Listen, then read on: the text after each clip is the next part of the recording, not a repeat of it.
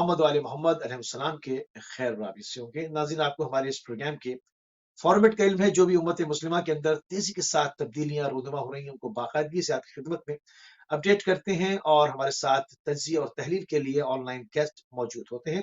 آج ہمارا موضوع تھوڑا سا ہٹ کے رہے گا۔ عموماً جو امت مسلمہ کی بات ہوتی ہے تو زیادہ تر اس کے اندر خلیجی جو ممالک ہیں، جو گلف ہے، اس کے اوپر ہوتی ہے، یا پاکستان سے جڑے ہوئے معاملات ڈسکس ہوتے ہیں۔ آج تھوڑا سا موضوع مختلف ہے، کیونکہ ایک بہت بڑی ایک کثیر مسلمانوں کی آبادی ہندوستان میں بھی رہتی ہے، تو ہندوستان کے اوپر ایک نظر کے عنوان سے آج ہمارا موضوع ہے، جس کو ہم نے انتخاب کیا، اور اس کے اوپر گفتگو کرنے کے لیے دو معزز مہمانان گرامی ہمارے ساتھ موجود ہیں۔ کینیڈا سے علامہ سید شہریار رضا عابدی صاحب ہمارے ساتھ موجود ہیں، اور ہندوستان سے دانشور جناب شوکت بھارتی صاحب ہمیں جوائن کر رہے ہیں۔ اپنے دونوں مہمانوں کی خدمت میں سلام عرض کریں گے، اور آپ کو پروگرام میں خوش آمدید کہیں گے۔ وعلیکم السلام۔ شوکت بھارتی صاحب، آپ کی بھی خدمت میں سلام عرض کریں۔ جی وعلیکم السلام ورحمۃ اللہ وبرکاتہ۔ بالکل شوکت بھارتی صاحب، تھوڑا سا سب سے پہلے آپ کی طرف جاؤں گا، اور جو اس وقت ایک سنگین معاملہ جو اس وقت ہندوستان کے اندر زیر بحث ہے، اور اس کو تمام ہی مسلمانوں کے فرقے اس کو ہدف تنقید بنا رہے ہیں، کوئی بھی اس کی حمایت نہیں کر رہا، جو کہ کورٹ کے اندر قرآن کی بعض آیات کو جو ہے وہ چیلنج کیا گیا ہے، اس کے اندیا دیا گیا، جس کے اوپر پورے ہندوستان کے اندر ایک ہنگامہ برپا ہوا ہے۔ قرآن کے خلاف بیان دینے والے وسیم رضوی یہ کون ہیں، ان کی کیا شخصیت ہے، کیا بیک گراؤنڈ ہے، اور انہوں نے اس کے علاوہ قوم کو کیا کیا نقصانات پہنچائے ہیں، معاملہ کیا ہے شوکت بھارتی صاحب؟ بسم اللہ الرحمن الرحیم۔ دیکھیے، وسیم رضوی ایک بالکل معمولی سا شخص تھا، اور پہلے یہ وفد کا متولی بنا، پھر اس کے بعد یہ کسی طرح سے چیئرمین بن گیا، اور چیئرمین بننے کے بعد اس نے وفد کی جائیداد سے لوگوں کو فائدہ پہنچانا شروع کیا، قوم کو نقصان، اور جس سے اس کو فائدہ اٹھانا تھا ان کو فائدے پہنچانا شروع کیے۔ تو یہ سب سے پہلے بی ایس پی کی جو گورنمنٹ تھی مایاوتی کی، اس کے بہت قریب ہو گیا۔ اس کے بعد جب وہ گورنمنٹ بدلی اور اعظم خان کی گورنمنٹ آئی، یعنی سماج وادی پارٹی کی اکھلیش کی سرکار آئی، تو اس میں یہ وقف منسٹر اعظم خان سے قریب ہو گیا۔ اعظم خان ایک متعصب قسم کا آدمی تھا، جس نے اس کے کندھے سے شیعہ اوقاف بہت برباد کرائے، اور یہی وجہ تھی کہ مولانا کلب جواز صاحب جو مسلسل وفد کی تحریک چلا رہے تھے، وہ اس کے خلاف پروٹیسٹ کرتے رہے، سب کچھ کرتے رہے، لیکن ہوا کیا کہ اس پر، ان پروٹیسٹ کرنے والوں پر گولی چلائی گئی، ایک مومن شہید ہوا، کافی علماء پیٹے گئے، ایک عجیب سا منظر رہا، اور پوری طریقے سے یہ جو اعظم خان سماج وادی پارٹی کی گورنمنٹ میں مولانا کلب جواز صاحب کو اس شخص کے ذریعے ذلیل کرتا رہا۔ اور پھر یہ ہوا کہ ان دونوں نے سرکار کو، یعنی کہ اور اس کے ساتھ میں ایک اور سنی وقف بورڈ کا چیئرمین تھا ظفر فاروقی، یہ دونوں اعظم خان کے اشارے کے اوپر ناچ رہے تھے۔ تو یو پی کے اندر تقریباً 7 یا 8 ضلعوں کے اندر، جس میں آپ کو سب سے بڑا آگرہ جہاں تاج محل ہے، وہاں شہید ثالث علیہ رحمہ کی بہت بڑی مزار ہے، ان کے اوقاف کو بیچا، سہارنپور کے وقف کو بیچا، کانپور کے وقف کو بیچا، آگرے کا تو وقف میں بتا ہی چکا ہوں، اور شہر کس کو بیچ رہے الہ تھے؟ آباد میں کس کو بیچ رہے تھے؟ ایک امام بیچنے کی نوعیت کیا تھی؟ ہاں، یہ مافیا بلڈر اور ان کے نیکسس سے ملنے کے بعد یہ جو بھی زیادہ قیمت دے رہا ہے، اوقاف کی جائیداد کو اس نے برباد کرنا شروع کیا، خرد برد کرنا شروع کیا۔ اور 2015 میں ایک ایسے شخص کو متولی بنایا جو متولی بننے لائق نہیں تھا، اور اس میں بھی کچھ لوگوں کی سازش تھی، اور ایک ڈاکٹر رضوان صاحب ہیں جو اکثر لندن اور امریکہ مجالس پڑھنے جایا کرتے ہیں، ان کے چھوٹے بھائی کو متولی بنایا، اور یہ جو ہیں بھی اس میں شامل تھے، اور ان لوگوں نے الہ آباد کے کوتوالی سے 200 میٹر کے فاصلے پر تقریباً 200 سال پرانی ایک امام بارگاہ تھی، اس کو بلڈوز کروا کے کمرشل مارکیٹ میں چینج کر دیا۔ تو افسوس کی بات ہے کہ وہ شخص جو لندن کے اندر اور کینیڈا کے اندر ڈاکٹر رضوان مجلس پڑھتا ہے، اس کے ساتھ ملنے کے بعد، اس کے بھائی کے ساتھ ملنے کے بعد، انہوں نے امام بارگاہ کو ہی جو ہے زمیندوز کروا دیا۔ ٹھیک ہے، اس پر ہم لوگوں نے احتجاج کیا، اور احتجاج کرنے کے بعد کسی طرح سے وہ چیزیں ہیل ہوئیں، یہاں تک کہ اچھا، یہ شہر جو کے شوکت بھارتی صاحب جی سوری یہ جو شوکت بھارتی صاحب بات کر رہے ہیں، اسی کی فوٹیج آپ ہماری اسکرین کے اوپر بھی دیکھ رہے ہیں، کس طرح سے قدیمی امام بارگاہ الہ آباد کا زمیندوز کیا جا رہا ہے، اور اس کے بعد کس طرح سے اس کو ریگین کیا گیا، اس کی اوقاف سے زمین واپس لی گئی، اوقاف کو دی گئی۔ وہ تمام چیزیں ہندوستان کے اندر کس طرح سے ہندی اخبارات میں اور اردو جریدوں میں کس طرح سے یہ تمام چیزیں شائع ہوئیں، یہ بھی آپ ہماری اسکرین پر دوران گفتگو ساتھ ساتھ میں دیکھتے رہیں گے۔ جی شوکت بھارتی صاحب، معذرت چاہتا ہوں، بسم اللہ۔ تو اس کے بعد جب یہ گر گیا تو لوگوں سے بتایا کہ یہاں کے اوپر ہم بہت ہی خوبصورت امام باڑہ بنوا رہے ہیں، لیکن لوگوں نے دیکھا کہ یہ تو کمرشل مارکیٹ بننے لگی، اور افسوس یہ ہے کہ جس نے امام باڑہ بنایا تھا ان کے خاندان کی قبریں تھیں، اور وہ چاہتے تھے کہ ذوالجناح اور یا جو جلوس آئے وہ ان کے اوپر سے ہو کر جائے۔ انہوں نے بیسمنٹ بنانے کے لیے اس کیا نام ہے یعنی بیسمنٹ کو بھی، بیسمنٹ میں دکانیں بنانے کے لیے اس کو بھی کھود دیا۔ تو یہ دیکھنے کے بعد پھر ہم نے اس پہ پروٹیسٹ شروع کیا۔ ہمارے ساتھ شہر کے امام جمعہ حسن رضا زیدی صاحب آئے، اور حسن رضا زیدی صاحب کو بھی پسٹل لگا کر ان کو بھی دھمکایا گیا کہ کسی طرح سے وہ اس سے بیک ہو جائیں، لیکن ہم نے ان کا پورا ساتھ دیا، اور اس کے بعد اپنے جان کی بازی لگائی، اور 5 سال یہ لڑائی لڑی۔ اس کے بعد ہم نے اس میں سی بی آئی انکوائری سیٹ اپ کروایا، اور وہ سی بی آئی انکوائری سیٹ اپ ہوئی جس میں اب وسیم رضوی جیل جانے والا ہے۔ تو یہ جو آپ تمام بیان دیکھ رہے ہیں قرآن کے خلاف، یہ سی بی آئی انکوائری سے بچنے کے لیے یہ کام وسیم رضوی نے کیا ہے، کہ تاکہ اب چونکہ تلوار لٹک رہی ہے، اور اللہ کا شکر ہے کہ 17 مارچ کو، ابھی 2 دن پہلے، سوری ہاں آج 17 ہے نا، ہاں ہم نے تقریب 16 مارچ کو، آج 16 ہے، نہیں سوری 14 مارچ کو ہم نے اس پوزیشن کو لے لیا، اور اس کو بلڈوز کر کے کمرشل مارکیٹ بلڈوز کی گئی ہے، اور دھیرے دھیرے کی جا رہی ہے۔ 1 ہفتے میں پوری کمرشل مارکیٹ بلڈوز ہو جائے گی، تو انشاءاللہ ہم وہاں کے اوپر ایک بڑا امام باڑہ بنائیں گے۔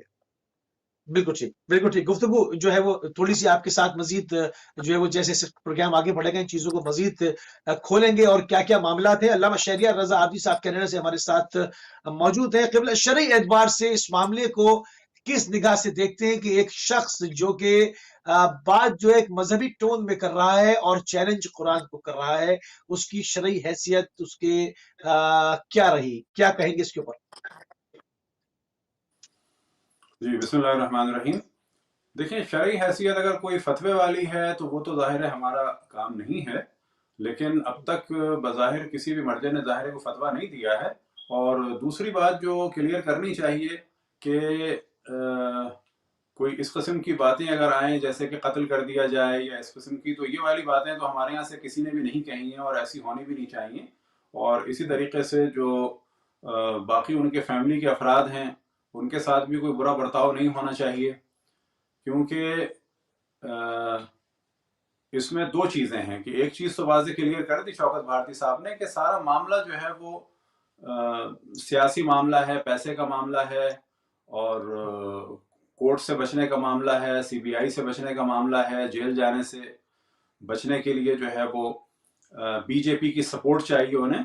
تو یہ جو بات ہے کہ یہ آیتیں اتنی قرآن میں ہیں یا نہیں ہیں، اب اس کے بارے میں ظاہر مراجع ہی فرمائیں گے، لیکن جو بظاہر محسوس ہوتا ہے وہ یہ ہے کہ اس قسم کے موضوعات سے آیا ارتداد ہے یا نہیں ہے، تو یہ ہم تو ڈسکس کم سے کم نہیں کر سکتے، کیونکہ کتب اہل سنت میں بھی یہ موضوعات ہیں۔ مثال کے طور پر ان کے یہاں کثرت سے ان کے علماء کا ایسا عقیدہ رہا ہے سابقہ دور میں کہ سورہ ناس اور سورہ فلق یعنی معوذتین کے بارے میں اہل سنت کے کافی علماء نے اس بات کو ڈسکس کیا ہے کہ وہ بھی قرآن سے نہیں ہیں، اور اسی طرح سے ان کے یہاں بھی روایات ہیں۔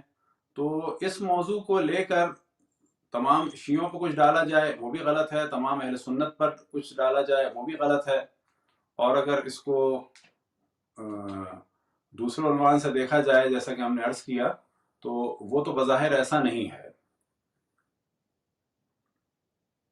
بالکل صحیح۔ تو یعنی ابھی جب یہ معاملہ اوپر پہنچے گا اور مرجعیت کی جانب سے اس کے اوپر حکم آئے گا، تب تک جو ہے وہ اصل میں لوگوں کے جذبات بھڑکے ہوئے ہیں۔ لوگ مختلف جگہوں پر میں نے دیکھا کہ تقریریں کر رہے ہیں، احتجاجات ہو رہے ہیں، کوئی کہہ رہا ہے مات ڈالو، کوئی کہہ رہا ہے اندر کر دو، اس طرح کی جو ہے وہ ملی جلی باتیں ہو رہی ہیں۔ اس حوالے سے میں چاہ رہا تھا کہ جو لوگ اس وقت ہمارا پروگرام دیکھ رہے ہیں اور سن رہے ہیں، وہ شرعی نقطے نگاہ کے اوپر بات کرنے کے لیے ایک آتھینٹک بات جو ہے وہ سامنے لائی جائے۔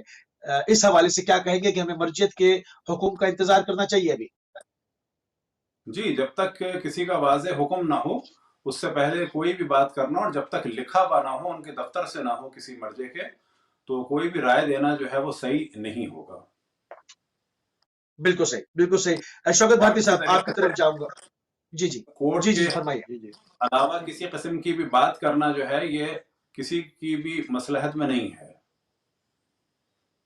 یعنی کہ بالکل کسی صحیح کو نہیں، مگر جو چیزیں چل رہی ہیں اس میں جو کلعدم تنظیموں کے بعض لوگ ہیں جو کہ بعض جگہوں پہ برقعے پہن کے خود بھاگے ہیں، جن کی اپنی سوسائٹی میں کوئی عزت نہیں ہے، وہ اس کو کیش کرنے کی کوشش کر رہے ہیں کہ جی وسیم رضوی چونکہ ایک آئیڈینٹی جو ہے وہ ایک شیعہ آئیڈینٹی ہے، تو اس کے اندر کہ جی یہ شیعہ ہے۔ حالانکہ ایسے بہت سارے لوگ ہوتے ہیں جو مرتد بھی ہو جاتے ہیں اور اپنے سیاسی مقاصد کے لیے اس طرح کی جرائم کرتے ہیں، تو ان کو کسی فرقے سے جوڑنا، کسی فقہ سے جوڑنا، کسی مکتب کے اوپر کیچڑ اچھاڑنا، یہ کہیں سے بھی جو ہے وہ بات مثبت بات نہیں ہے۔ اس حوالے سے کیا کہیں گے آپ، کیا میسج دیں گے؟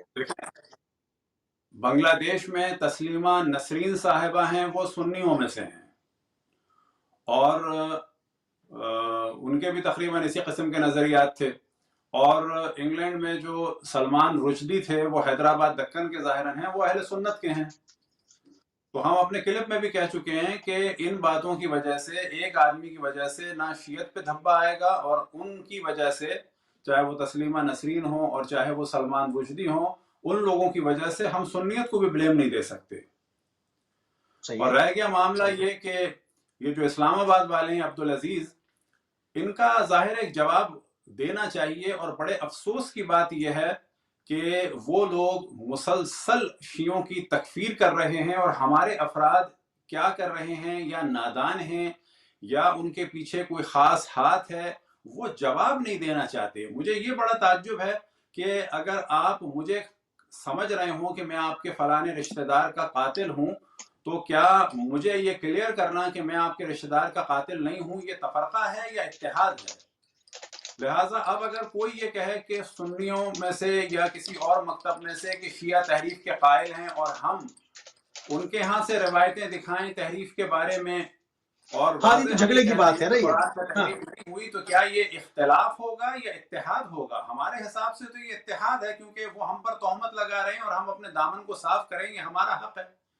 اب یہاں پر ہم کہیں گے کہ پاکستان میں جو بعض علماء بالکل تشیع کا دفاع کرنے کے لیے تیار نہیں ہیں، بلکہ ہر وقت جو ہے وہ کوئی نہ کوئی ایک نیا اعتراض اٹھاتے ہیں، تو یہ ہمارا عقلاً اور شرعاً اور قانوناً حق ہے کہ اگر کوئی ایک روایت ہمارے یہاں سے دکھاتا ہے تحریف کی، تو ہم 10 روایتیں ان کے یہاں سے دکھائیں اور ان کو تیار کریں اس بات پر کہ اگر تم ایک روایت کو پیش کرتے ہو تو ہم 10 پیش کرتے ہیں، اور جب تم جواباً یہ کہتے ہو کہ یہ 10 روایتیں ضعیف ہیں، تو پھر ہمیں بھی حق ہے کہ ہم ان سے کہیں کہ یہ ہماری ایک بھی ضعیف ہے۔ یہ کہہ دینا کہ جی اتحاد بین المسلمین یہ بڑی اچھی چیز ہے، لیکن پھر جواب نہ دینا، یہ مجھے آج تک یہ پالیسی سمجھ میں ہی نہیں آئی کہ اس کے پیچھے گیم کیا ہو رہا ہے۔ لوگ ہماری تکفیر کر رہے ہیں اور ہم کہہ رہے ہیں اتحاد بین المسلمین، وہ ہمیں مسلمان مانے گا تو اتحاد ہوگا نا۔ بالکل ٹھیک ہے، کیونکہ اس میں تکفیر یا ناصر کو استعمال کیا جاتا ہے، عام عوام، عام علماء اور معتدل علماء کو سامنے لایا ہی نہیں جاتا۔ اصل میں جو لوگ جی ہاں جو تکفیری ہیں ان کو ہی استعمال کیا جاتا ہے۔ جب تکفیری کی بات ہوتی ہے تو اس میں آپ کہہ دیتے ہیں، ہم کہہ دیتے ہیں سپاہ صحابہ، لیکن ابھی کچھ ہی دن پہلے ہم نے ڈسکس کیا کہ زاہد الراشدی صاحب کہ جو بظاہر شیعوں کے جا کے نماز بھی پڑھا رہے ہیں، لیکن وہ اپنی ویب سائٹ میں واضح لکھ رہے ہیں کہ میرے والد بھی کافر سمجھتے تھے اور ہم بھی کافر سمجھتے ہیں، اور یہ عقیدہ تمام اہل سنت کا ہے، اور جب ان سے سوال کیا گیا کہ کیوں شیعوں کو آپ نے ساتھ بٹھایا ہے، تو وہ کہتے ہیں کہ اس لیے بٹھایا ہے تاکہ کہ سیکولر لوگوں کے اوپر یہ امپریشن ڈالیں کہ پاکستان میں نظام اسلام سب کا ہے۔ تو یہاں ہم واضح کریں کہ یہ جو غلط فہمی ہے، اور یہ میں انڈیا کے لیے بھی کہوں گا اپنے برادر محترم سے، کہ یہ کس نے کہا ہے اتحاد بین المسلمین کے معنی ہے ملاؤں کے ساتھ اتحاد؟ کیا جو اہل سنت کے پڑھے لکھے لوگ ہیں اتحاد ان کے ساتھ نہیں ہو سکتا؟ دیکھیں یہ جو ملا پارٹی ہے، چاہے دیوبندی ہو، بریلوی ہو، اہل حدیث ہو، کیونکہ ہم کسی کو کافر نہیں کہتے تو ہم اپنا نام نہیں لا رہے، لیکن یہ تو آپس میں ایک دوسرے کو مسلمان نہیں سمجھتے، تو کس چیز کا اتحاد ہوگا ان کے ساتھ؟ ہم بات کر رہے ہیں ملاؤں کے ساتھ اتحاد کی تھیوری جو ہے وہ بالکل عجیب و غریب ہے۔ ہمیں اتحاد کرنا چاہیے تمام شیعہ عوام کو، تمام دیوبندیوں سے، تمام بریلویوں سے، تمام اہل حدیث سے اور باقی اسلامی فرقوں سے، اور اتفاق سے عوام میں تو کہیں بھی اختلاف نہیں ہے۔ کون سا پڑوسی ایسا ہے سادہ سودہ دیوبندی اور بریلوی جو ایک دوسرے کو کافر کہتے ہوں؟ تو یہ جو تکفیر کے موضوعات ہیں یہ تو مولوی ملاؤں کے ہیں۔ اچھا، ان مولوی ملاؤں کے درمیان اتحاد کی بات ہو رہی ہے، کتابوں میں تکفیر ہو رہی ہے۔ یعنی اتنا جھوٹا کام ہو رہا ہے، اتنا بے وقوفی کا کام ہو رہا ہے کہ اتحاد کی باتیں ہو رہی ہیں ان ملاؤں کے ساتھ جو ایک دوسرے کو مسلمان ہی نہیں سمجھتے۔ ٹھیک ہے، اور ٹھیک ہے، یہ آتا بات ہوں۔ کرو تو پھر ہمارے نادان شور مچا دیتے ہیں کہ جی یہ تو MI6 کے ہیں۔ بھائی اپنے مذہب کا دفاع ٹھیک ہے، کون نہیں کرتا؟ ہاں بالکل ٹھیک، بالکل ٹھیک ہے، آتا ہوں میں قبلہ آپ کے پاس پھر آتا ہوں، اور اس کے اوپر جو ہے وہ بہت ہی عمدہ جو ہے وہ آپ گفتگو فرما رہے ہیں کہ اصولاً معاشرے کے اندر جو بیلنس قائم ہوتا ہے وہ بیلنس کے کیا شرائط ہونے چاہیے، ان کے کیا شروط ہونی چاہیے، ان کی کیا سمتیں ہونی چاہیے، ان کی کیا جہتیں ہونی چاہیے، تاکہ ان کے اوپر ایک مضبوط جو ہے معاشرے کا جو ہے دار و مدار اس کے اوپر ہوتا ہے۔ شوکت بھارتی صاحب جس امام بارگاہ کو انہوں نے گروایا تھا، اس میں کمرشل مارکیٹ بنوائی تھی، اس کے بارے میں آپ کا کیا کہنا ہے کہ وہ آپ نے فرمایا کہ وہ دھیرے دھیرے آنے والے فوٹیج بھی چل رہی ہیں، تو اس حوالے سے اور انڈین میڈیا اور پریس ان چیزوں پہ کیا کچھ ہے، کیا کہہ رہے ہیں وہ؟ دیکھیے ایسا ہے کہ اب تو یہ 5 سال سے لڑائی چل رہی تھی، اور کوئی بھی الیکٹرانک اور پرنٹ میڈیا ایسا نہیں تھا کہ جس نے اس کو ہائی لائٹ نہیں کیا۔ دیکھیے کسی چیز کے لیے لڑائی لڑنے کے لیے کھڑا ہونا پڑتا ہے۔ ایک کوئی چھت گرتی ہے، ٹھیک ہے، تو بہت سے لوگ ہاتھ لگا دیتے ہیں کہ بھائی چھت سنبھلی رہے، لیکن اس کے بعد جب لوگ ایک ایک کر کے وہاں سے ہٹنے لگتے ہیں تو سارا لوڈ ایک آدمی کے اوپر آ جاتا ہے۔ یہی کچھ ہوا کہ جب اس کی لڑائی شروع ہوئی تو بہت سے لوگ سامنے کھڑے ہو گئے، لیکن دھیرے دھیرے ایک ایک کر کے وہاں سے الگ ہوتے رہے۔ تو لیکن میں نے سوچ لیا تھا کہ جان رہے یا نہ رہے مجھے اس امام بارگاہ کو بچانا ہے۔ تو اس عزم کا نتیجہ یہ رہا کہ اللہ تعالیٰ نے میرا ساتھ دیا، کیونکہ ایک آیت شکر تھی الحمدللہ۔ قرآن کی کہ قالو ربنا اللہ، جس نے کہا اللہ ہمارا رب ہے، ثم استقاموا، پھر وہ اس پہ قائم بھی رہا، تتنزل قائم علیہم برآ، سبحان اللہ، الملائکہ، پھر اس کی مدد میں اپنے ملائکہ سے کراتا ہوں۔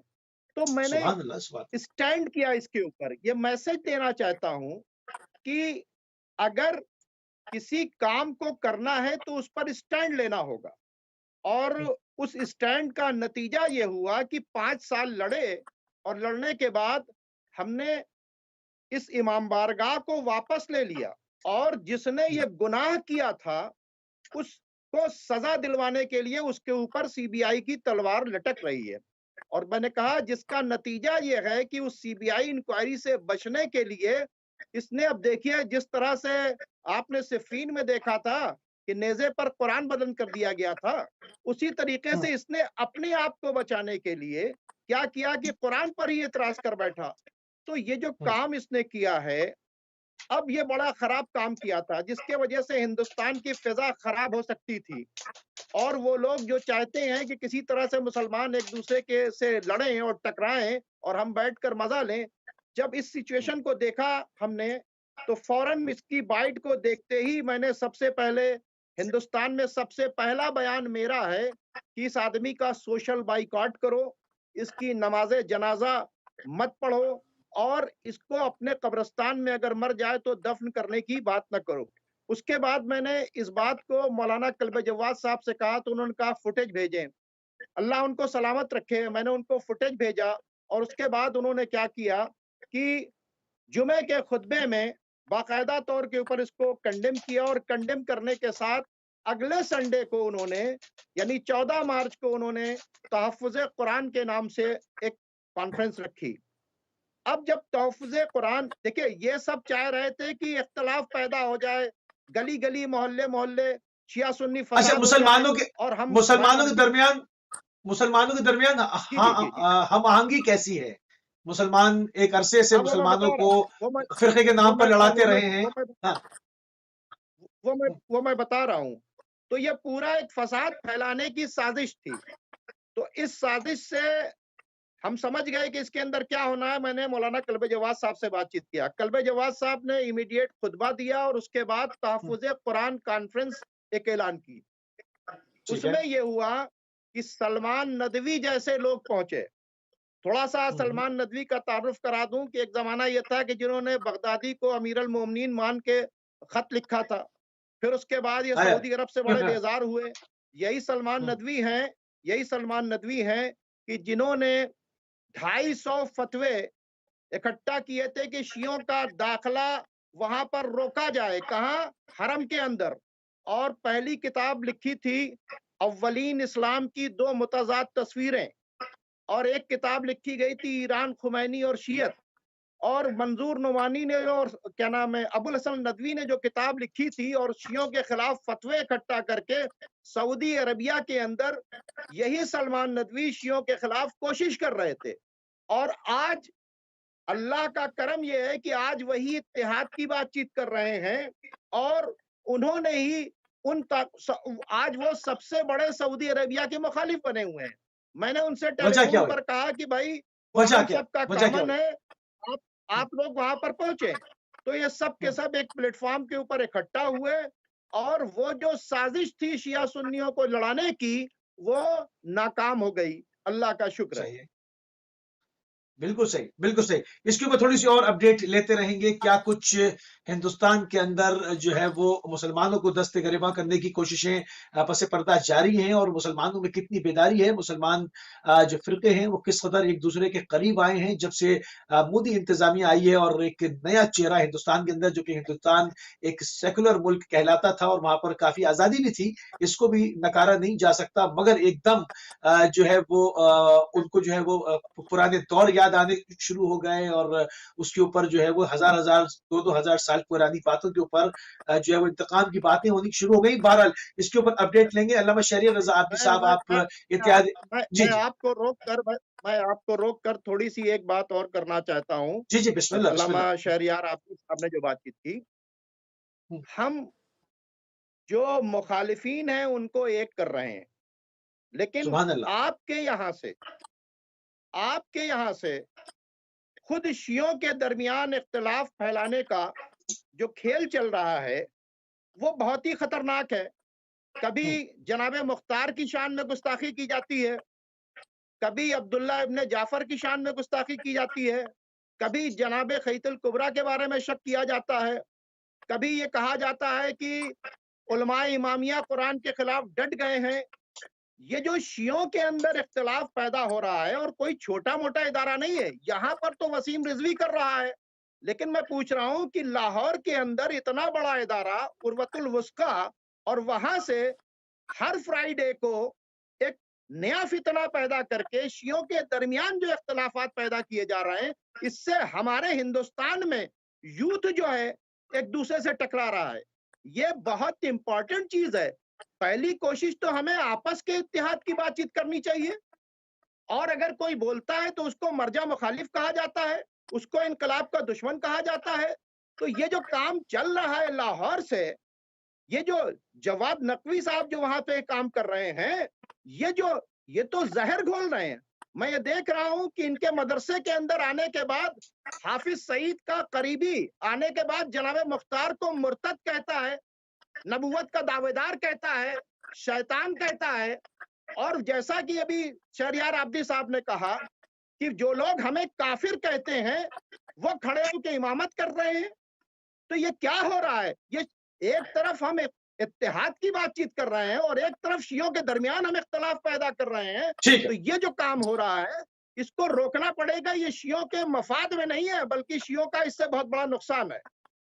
بالکل ٹھیک.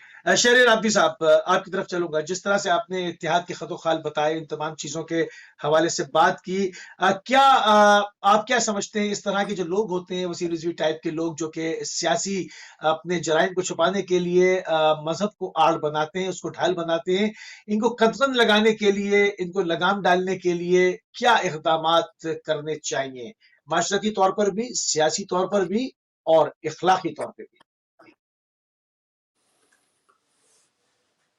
دیکھیں, پہلے بھی ہم نے عرض کیا کہ جو فقہی اعتبار سے حکم آئے گا وہ تو مرجع عالی کی جانب سے ہی آئے گا.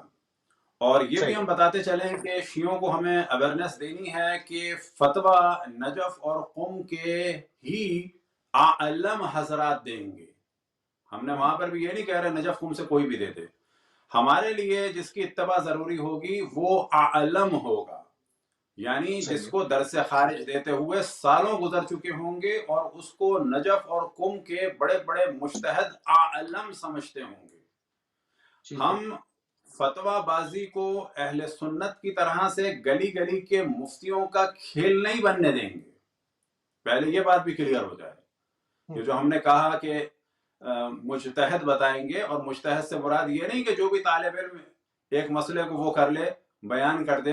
اب مثال کے طور پر ہمارے بعض اساتید نے ہم سے کہا کہ آپ میں پوری فتوے کی مجتہد کی ایک صلاحیت ہے, لیکن کتنی, ایک مسئلے کی, دو مسئلے کی.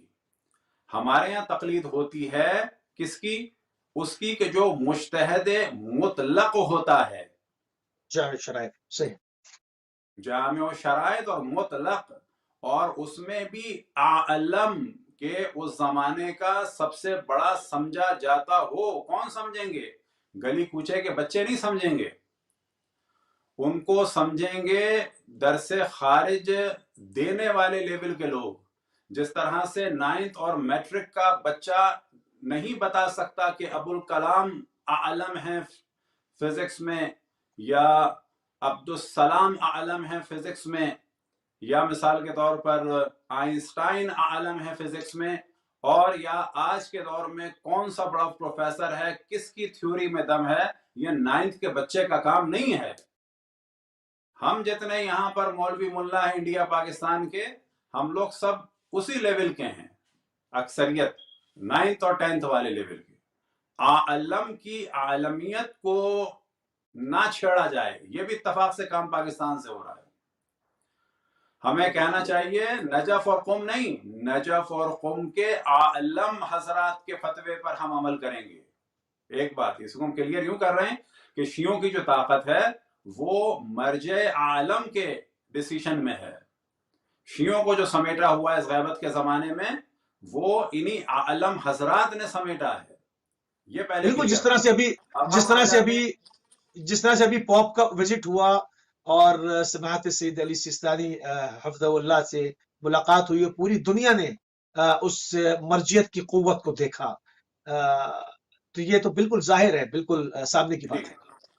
ابھی جیسے کہ ہم نے عورت مارچ کے موضوع میں فتوے کا ڈسکس کیا, اور وہ تھا فتویٰ آیت اللہ العظمیٰ شیخ محمد اسحاق فیاض کا. تو بعض لوگوں نے کہا یہ گمنام نہیں, ہاں پاکستان انڈیا میں نہیں جانتا انہیں کوئی, لیکن یہ اس وقت دنیائے تشیع کے 4 یا 5 اعلم حضرات میں سے ایک ہیں. اس وجہ سے ہم نے ان کا فتویٰ ڈسکس کیا, اور وہ فتویٰ کیا ہے کہ خواتین مرجع تقلید بھی بن سکتی ہیں ان کی نظر میں, اور اسلامی عدالت کی قاضی بھی بن سکتی ہیں, رئیس مملکت بھی بن سکتی ہیں, وزیر بھی بن سکتی ہیں. شرط صرف یہ ہوگی کہ اسلامی شرائط پائی جاتی ہوں اور اس کام کو انجام دینے کی اہلیت پائی جاتی ہو اور علمیت ہو, مین چیز. بالکل صحیح.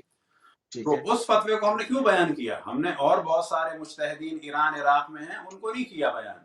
ان کا اس وجہ سے کیا کہ یہ ان حضرات میں سے ہیں کہ جن کے بارے میں آج سے تقریباً 60 سے 70 سال پہلے, دقیق ڈیٹ جو ہے وہ انشاءاللہ اس کو عنقریب میں ڈسکس کروں گا ان کے بارے میں کیونکہ سوال ہو رہے ہیں.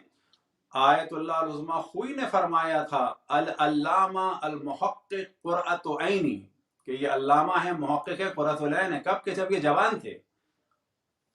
تو ہمیں ایک تو مرجعیت کا پورا احترام کرنا ہے, اور ان کی اعلمیت کو ڈسکس کرنا ہے, اور اس مقام مرجعیت کو گلی کوچوں کے دیگر مذاہب اسلامی کی طرح سے مفتی بازی کا سلسلہ نہیں کرنا ہے. ایک بات. اب ہم آ جاتے ہیں اتحاد کے موضوع پہ. اتحاد جو ہے، اس کو دوبارہ ہم تکرار کریں، وہ ملا جو ایک دوسرے کو کافر سمجھ رہے ہیں، ان سے تو بریلوی دیوبندی کا اتحاد نہیں ہو رہا، دیوبندی اور بریلوی اور اہل حدیث کا نہیں ہو رہا. بھائی اتحاد عوام کا ہونا چاہیے، اور عوام کا اتحاد ہے. ہم اس بات کو مولوی ہوتے ہوئے کہہ رہے ہیں کہ تکفیری مولوی کسی بھی مکتب کے ہوں، ان کو اسکرین سے ہٹائیں گے تو آٹومیٹکلی اتحاد ہو جائے گا. ان مولویوں کو کانفرنس میں لا کر بٹھا کر اتحاد نہیں ہوگا. اتحاد ہمیں کرنا ہے دیوبندی، اہل حدیث، شیعہ، یہ ساروں کے جو اسکالرز ہیں، پروفیسرز ہیں، عوام ہیں، عوام میں مرد ہو، عورتیں ہوں، لڑکے ہوں، لڑکیاں ہوں، ہر شعبے میں اتحاد کی ضرورت ہے. یہ جعلی اتحاد کے کتابوں میں ایک دوسرے کو کافر کہیں اور ڈائس پر آ کر بیٹھ کر پاور گیم کے لیے ایک دوسرے کو کے ساتھ کہیں کہ ہم اتحاد کر رہے ہیں، اس کے بعد پیچھے کہیں کافر ہے. ان کی ٹیمز بنی ہوئی ہیں کہ فلانے کو قتل کرو، فلانے کو قتل کرو. ابھی آپ دیکھ لیں کہ انجینئر محمد علی مرزا پہ حملہ کر دیا. حملہ کرنے والا ظاہراً کوئی ایک خاص فرقے سے ہی تھا. تو کیا یہ لوگ اگر پاور میں آ جائیں تو میں اتنا واضح کروں کہ ایسا کوئی اتنا واضح کہتے ہوئے ڈرتے ہیں ہم لوگ کہ پاکستان میں یا کسی بھی جگہ پر جہاں اتنے مذاہب اسلامی ایک دوسرے کو کافر سمجھتے ہوں، وہاں پر اسلام کے نام پر ملا کو پاور دینے کے معنی یہ ہے کہ ہماری نسلیں ایتھیس ہو جائیں گی، دین سے نفرت کریں گی. اگر پاکستان میں ایک مہینے پیش کریں گے نا کو پاور دے دی تو مطمئن ہو جائیں کہ لوگ دین سے نکل جائیں گے، خدا رسول اور اللہ کے دشمن ہو جائیں گے، قرآن کے دشمن ہو جائیں گے، کیونکہ یہ سارا ظلم قرآن کی آڑ میں کریں گے. ایسے وسیم رضوی لاکھوں پیدا ہو جائیں گے، بلکہ یاد رکھیں ہو چکے ہیں. ہمارے مولوی چاہے شیعہ ہوں چاہے سنی ہوں خواب غفلت میں ہیں. اس وقت ایک بہت بڑی تعداد دین کی مخالف ہو چکی ہے، فقط وہ سوشل کانٹیکٹ کی وجہ سے کہ میری ماں کو دورہ پڑ جائے گا دل کا اگر میں نے ڈکلیئر کر دیا، میری بیوی ہاتھ سے نکل جائے گی، میری بیٹیوں کی شادیاں رک جائیں گی. لوگ دین سے دور ہو چکے ہیں، نہ کہ دور ہو چکے ہیں، بعض لوگ دشمن ہو چکے ہیں. یہ چیزیں سمجھنی چاہیے.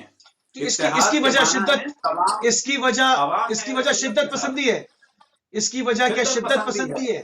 ہاں شدت پسندی ہے. تمام ادیان نے، میں بہت واضح کہہ رہا ہوں، تمام ادیان نے پاور گیم کے لیے اپنے بدترین جلووں کو دکھایا ہے. بالکل ویسے ہی جیسے سابقہ زمانے میں کرسچن پوپس نے پاور دکھائی، کبھی جوڈانو برونو کو جلا دیا، تو کبھی کیا کہنا چاہیے، اپنا کسی کو جلانے کی بات ہوئی. اسی طریقے سے مارا لوگوں کو، عقائد کے تفتیش کے ادارے بنائے. اسی وجہ سے لوگ ان لوگوں سے دور ہوئے اور اس کے بعد ان لوگوں کو دین کی شدت کو کم کرنا پڑا. آج جو آپ دیکھ رہے ہیں پوپس کا احترام، ان لوگوں نے دین کی شدت کو کم کیا، پریشر کو کم کیا، تو دوبارہ ان کا احترام ڈیولپ ہوا ہے. ورنہ اگر آپ سالوں پہلے چلے جائیں تو ان کا احترام ختم ہو چکا تھا، فرقے بن رہے تھے. یہی حال اتفاق سے یہودیوں میں شدت تھی، انہوں نے بھی اس کو سمجھا کہ اب ہمیں ذرا دینی شدت کو کم کرنا ہوگا. اب اتفاق سے بڑے افسوس کی بات ہے کہ انڈین میں ایسا کبھی جوش نہیں ہوتا تھا، ان کے یہاں بھی سپاہی گائے بن گئی اور انہوں نے دین کو پولیٹیکل یوز کرنا چاہا.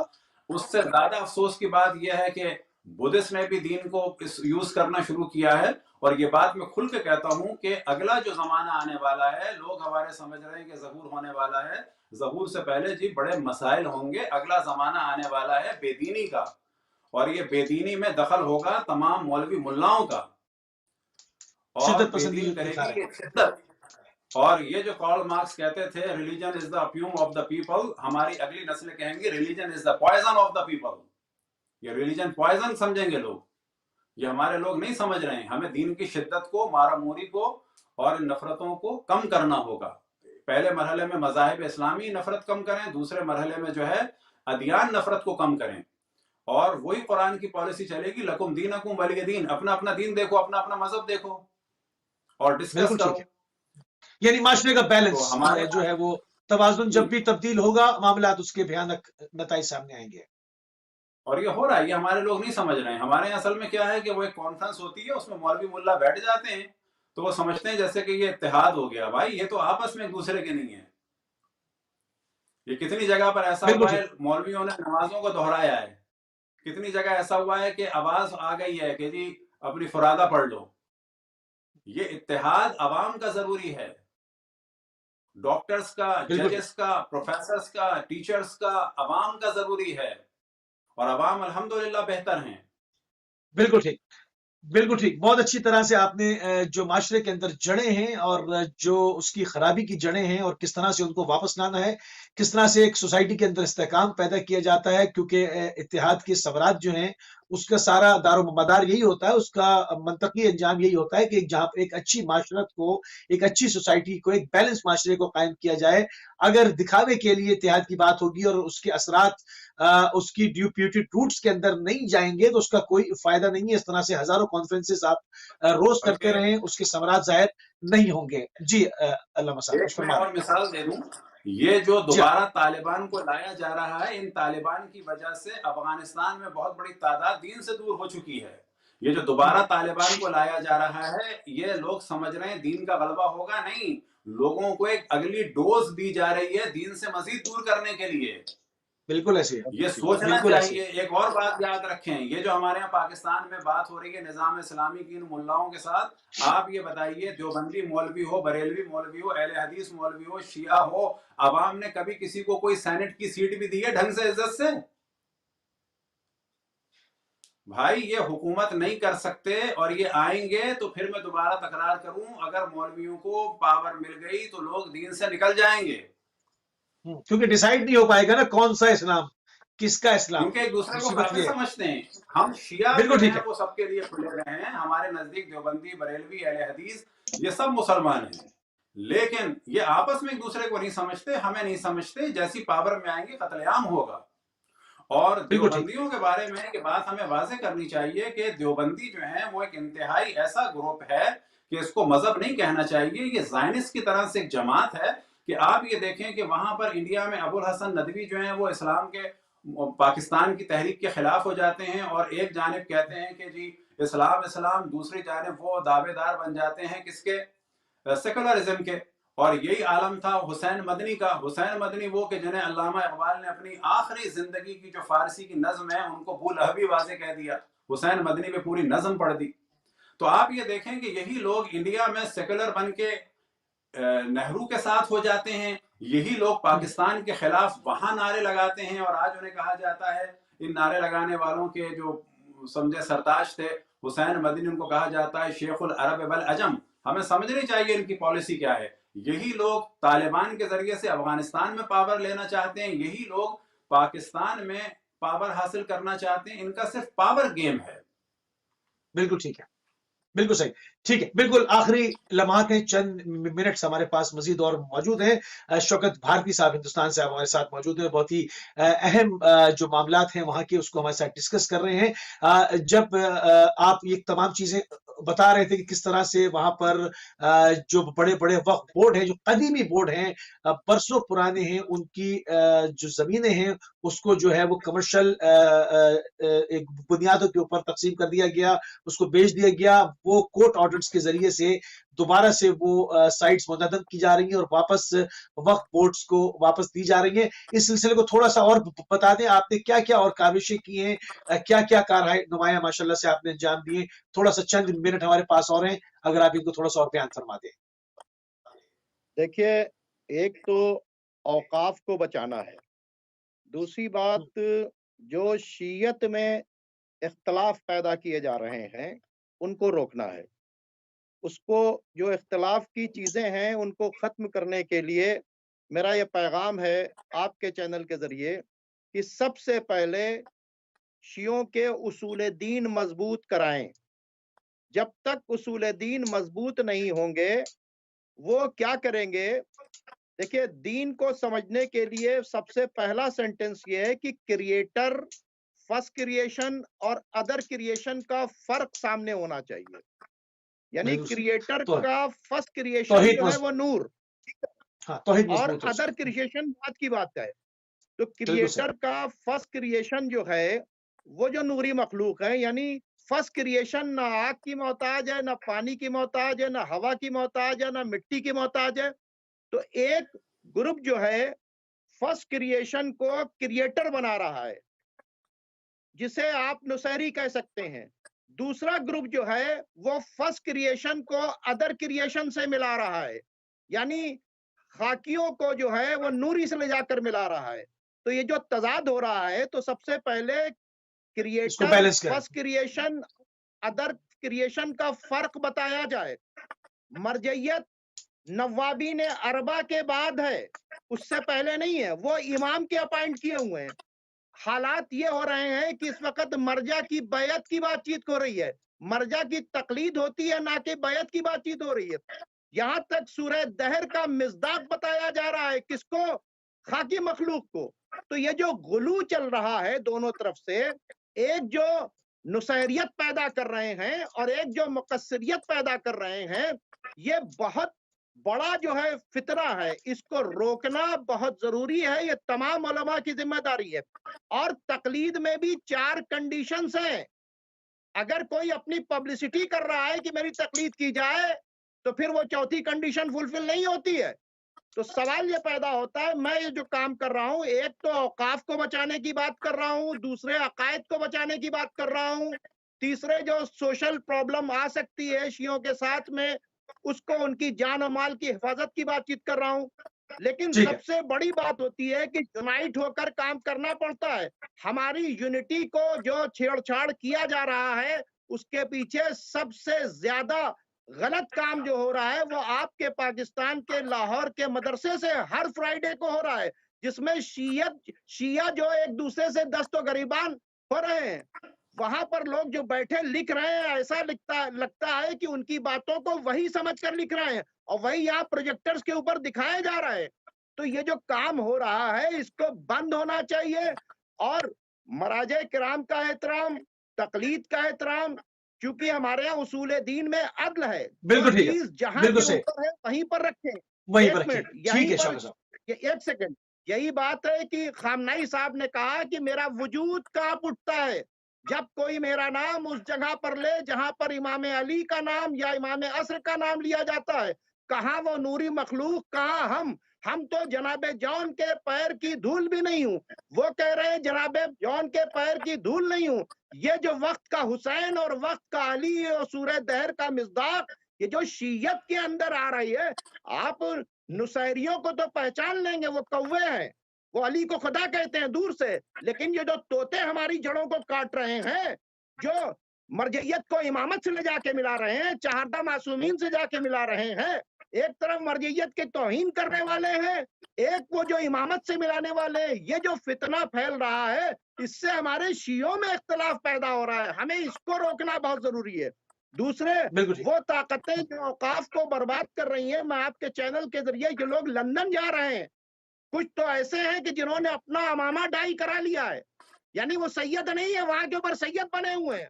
کچھ تو ایسے ہیں جنہوں نے یہ امام باڑہ بلڈوز کروانے والے میں ڈاکٹر رضوان ہے، جو آپ کے لندن کے اندر جو ہے مجلسیں پڑھتا ہے، وہاں سے چندہ اکٹھا کرتا ہے. تو اس طرح کے ایلیمنٹس کو روکا جائے، چاہے وہ ہندوستان سے اوقاف برباد کرنے والے ہوں، چاہے پاکستان سے ٹھیک ہے. عقائد برباد کرنے والے ہوں. صحیح. شریعت کی دفاع کے لیے عزاداری، اوقاف اور عقائد کی حفاظت بہت ضروری ہے.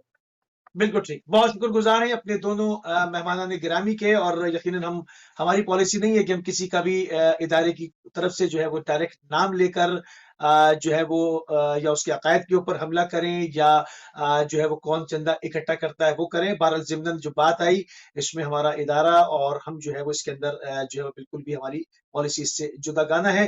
ہم انتہائی مشکور اور ممنون ہیں علامہ سید شہریار رضا عابدی صاحب کے اور دانشور انٹلیکچوئل ہمارے شوکت بھارتی صاحب کے. آپ دونوں مہمانوں کے انتہائی مشکور اور ممنون ہیں. جو بھی ہندوستان کے اندر اور پاکستان کے اندر مسائل ہیں، اس کی کڑیاں ایک دوسرے سے جا ملتی ہیں، ان کے اوپر بات ہوئی.